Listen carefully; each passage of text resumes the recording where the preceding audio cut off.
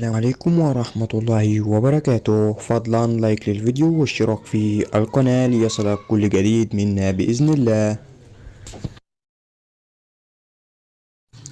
السلام عليكم، فيديو جديد. مباراة الفتوة ضد الشعلة اليوم في الجولة 2 من الدوري السوري الممتاز.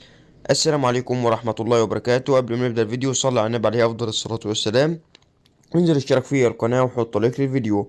تنطلق مباراة الفتوة والشعلة اليوم في الجولة 2 من الدوري السوري الممتاز في تمام 1 مساء بتوقيت مصر والسودان وليبيا، الساعة 12 ظهرا بتوقيت الجزائر وتونس والمغرب، 2 مساء بتوقيت سوريا والأردن والسعودية. اليوم الأربعاء 6/11/2024.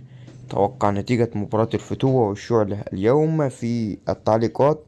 لا تنسى ضغط لايك للفيديو والاشتراك في القناة تشجيعا لنا نستمر بنشر المزيد بإذن الله.